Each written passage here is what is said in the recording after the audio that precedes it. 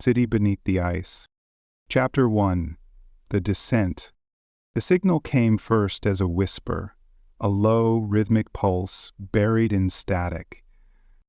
On the third rotation of a satellite over Earth's southern pole, it locked onto a thermal anomaly no wider than a city block, pulsing in perfect intervals every 11 seconds. The data bounced from station to station, flagged by automated systems, until it hit the desk of Dr. Claire Novak, head of xenolinguistic analytics at the United Global Science Authority. It wasn't the frequency that unnerved her, it was the pattern, a non-random structure. Symmetry layered in threes, each tone folding into the next like harmonic language.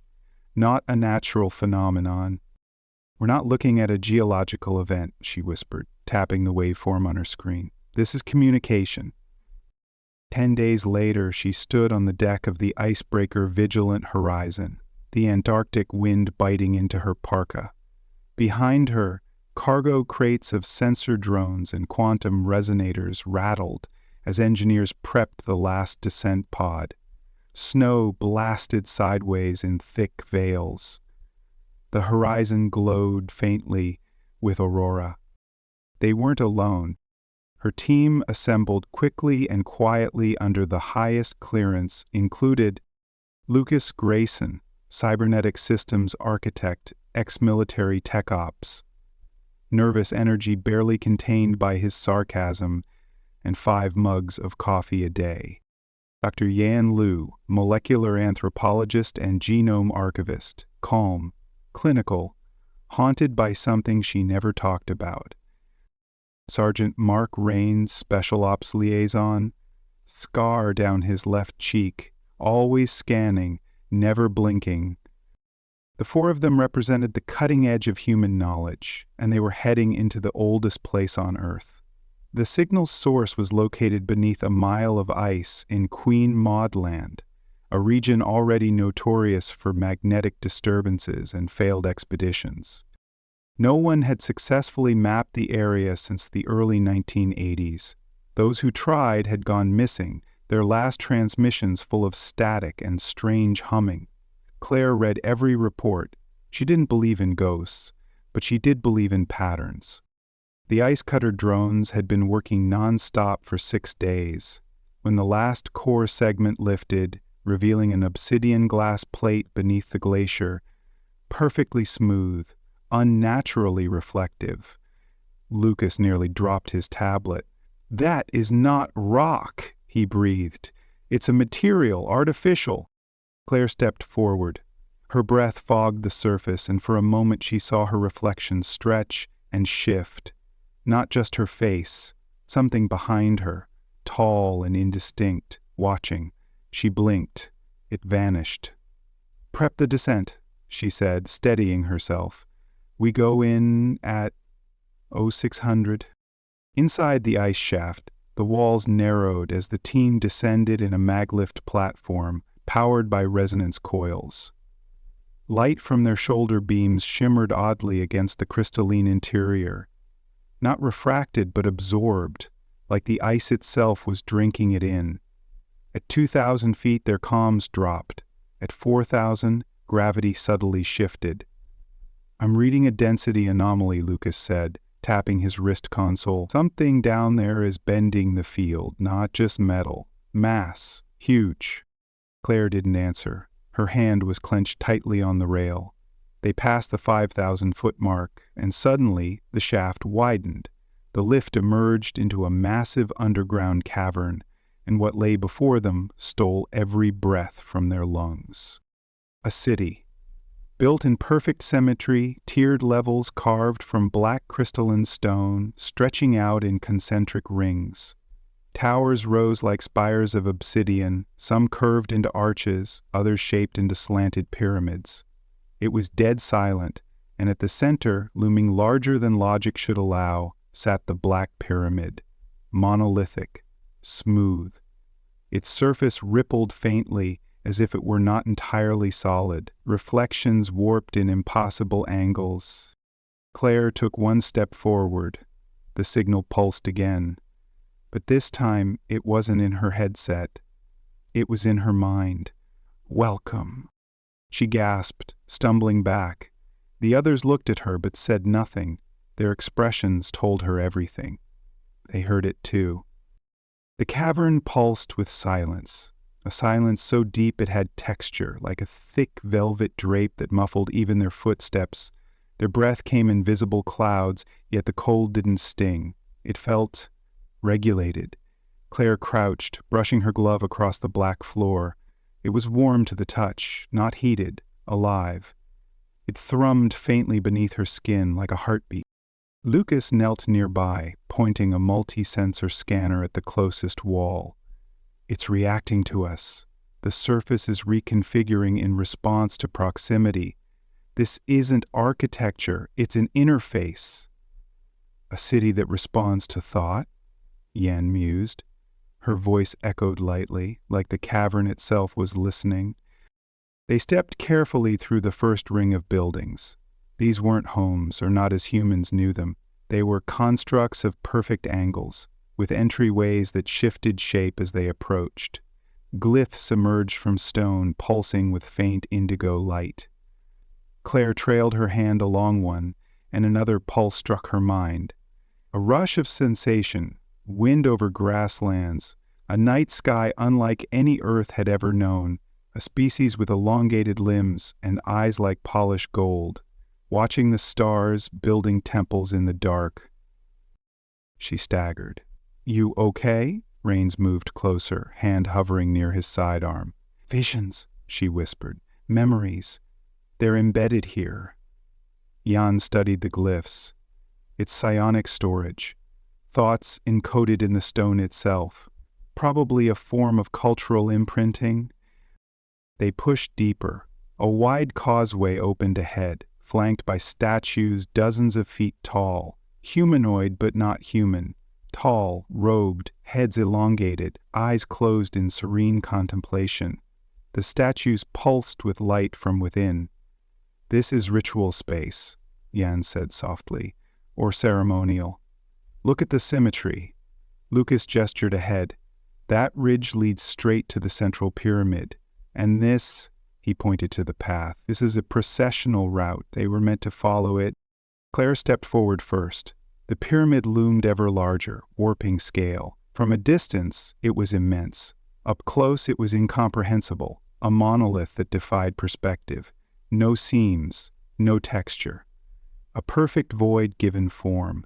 As they neared its base, a thin seam of light opened vertically along its surface. A door, though it made no sound.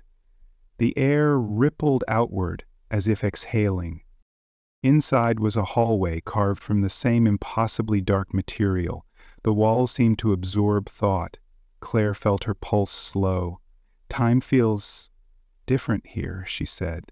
"It's shielding," Lucas replied, staring at his console. "Some kind of temporal dampening." They entered a chamber lined with floating platforms.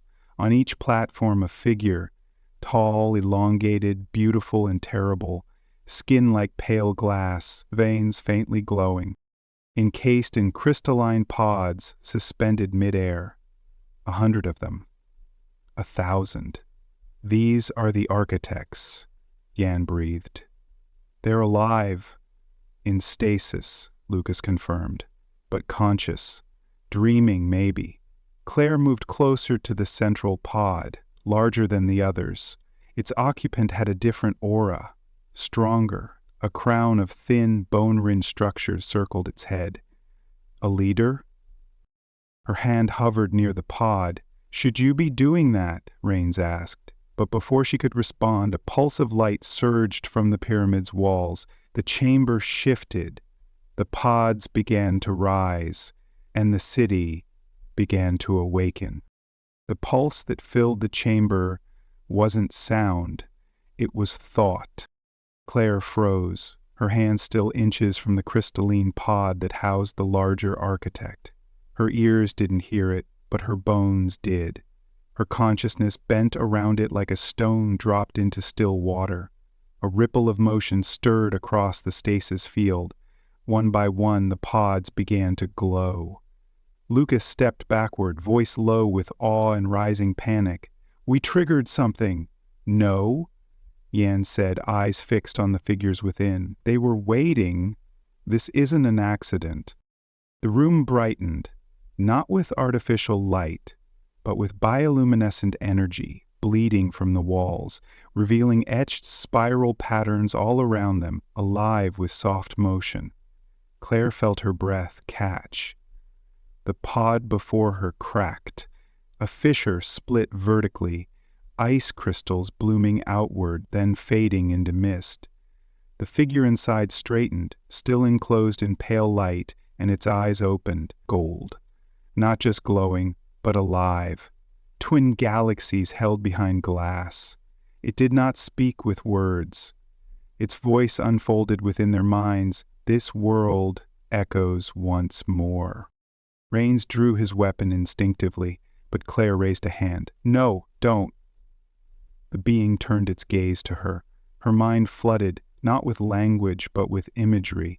Skies the color of bloodstone. Cities shaped like spirals, rotating gently in orbit. A sea of stars folding in on itself. 100 civilizations rising and collapsing. And then Earth, its continents not as they were, but younger, wilder. "You are the children, we are the makers. We have returned to witness your culmination." Claire dropped to one knee, overwhelmed. Who are you?" The being moved forward slowly, feet never touching the ground. The other pods were opening now, one by one, dozens of architects stepping from the haze, their silent presence filling the space. We are architects, sowers of life, curators of potential. Your kind was our fourth attempt. Lucas let out a stunned breath. Fourth? You mean we're engineered? You were guided, shaped, encouraged toward consciousness and choice, but always given freedom. That was the condition. Yan's face twisted. Then why now? Why reveal yourselves? The architect circled her slowly, not with menace, but with gravity. The threshold has been crossed. The noise of your world has reached the stars.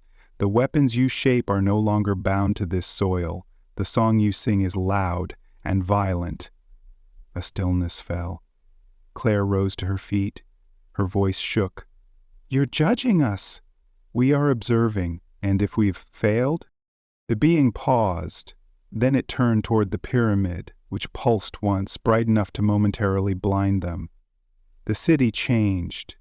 Walls retracted, towers aligned, the entire space reconfigured, shifting into a massive circular amphitheater with the pyramid at its center. The architects moved as one, surrounding the team, not closing in, but framing them, like witnesses in a courtroom. You are not the first. Others chose destruction. One chose surrender. Only one chose evolution. Lucas looked pale. What happens if we fail? The golden-aimed architect didn't answer with words. Instead, a vision filled their minds. A world scorched, not from bombs, but from within, a psychic rupture, cities collapsing inward like folded cloth, silence sweeping across a planet. Then another vision, human hands reaching, a child offering a flower to a strange being of light, earth blooming green again, harmony, two futures. Claire's breath was ragged. You're not going to destroy us. You're going to let us destroy ourselves. Your pattern will choose. And with that, the being reached forward, placing a long, elegant hand to Claire's forehead. A flood of sound poured into her, language without speech, knowledge without learning. She screamed but did not pull away, and then it stopped.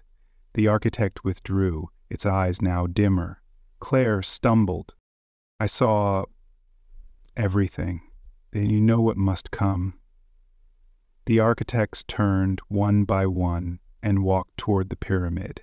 As they passed, the walls shimmered, opening into halls of deep light and ancient resonance. The golden-eyed one paused last. Prepare your kind. Judgment has begun. Then he vanished inside the pyramid. and the city began to hum. The hum deepened, resonating through the black stone beneath their feet. It wasn't just sound. It was something older, something elemental. The very walls of the city thrummed with anticipation, as if awakening from 1,000-year slumber.